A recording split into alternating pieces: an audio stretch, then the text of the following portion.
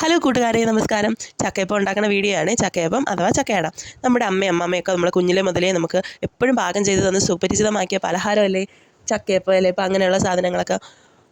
മുൻപൊക്കെ കുഞ്ഞിലേക്ക് school വിട്ട് വരുമ്പോഴത്തേനും മുറ്റത്തെത്തുമ്പോൾ തന്നെ ചക്കയപ്പം ഇലയപ്പമൊക്കെ അടുപ്പിലിരുന്ന് വേവണേൻ്റെ മണം അടിക്കും കേട്ടോ. നേരെ ബാഗ് കളഞ്ഞിട്ട് ഒരൊറ്റ ഓട്ടമാണ് അടുക്കളയിലേക്ക്.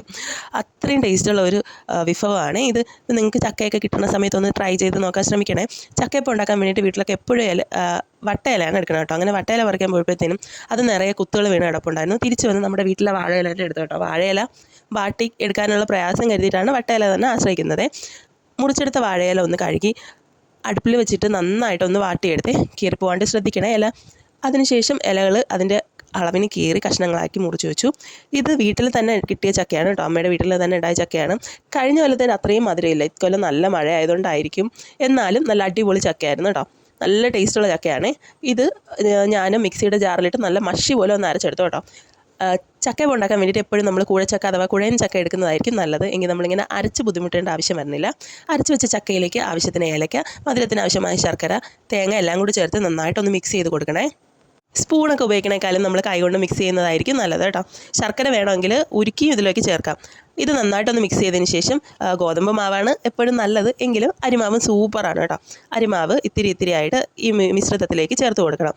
വറുത്ത അരിപ്പൊടിയാണ്, നമ്മൾ ഇടിയപ്പത്തിന് എടുക്കുന്ന അരിപ്പൊടിയില്ലേ, അതാണ് ചേർത്ത് കൊടുത്തത് കേട്ടോ. അത് നന്നായിട്ട് കാണിച്ച ഒരു പരുവത്തിന് കുഴച്ചെടുത്തതിന് ശേഷം വാഴയില നിരത്തി അതിലേക്ക് മാവ് നിരത്തി കൊടുക്കണം. അതേ പിന്നീട് പരത്തുന്നൊന്നുമില്ല കേട്ടോ. ഇല മടക്കി എടുക്കുന്നതേ ഉള്ളൂ. എത്ര കട്ടി കുറയ്ക്കാൻ പറ്റുമോ അത്രയും കട്ടി കുറച്ചാൽ കഴിക്കുമ്പോൾ അത്രയും നല്ല സോഫ്റ്റ് ആയിട്ടിരിക്കും. വെന്ത് കിട്ടാനും എളുപ്പമാണ്.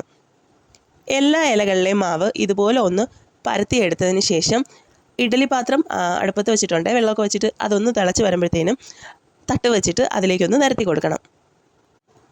പരത്തി വെച്ചേക്കണ ഇലകളെല്ലാം ഇഡ്ഡലി പാത്രത്തിൻ്റെ തട്ടിലേക്കൊന്ന് നിരത്തി കൊടുത്തതിന് ശേഷം അടച്ചു വെച്ചിട്ട് ഒരു 15 മുതൽ 20 മിനിറ്റ് വരെ നമ്മൾ വേവിക്കണം കേട്ടോ.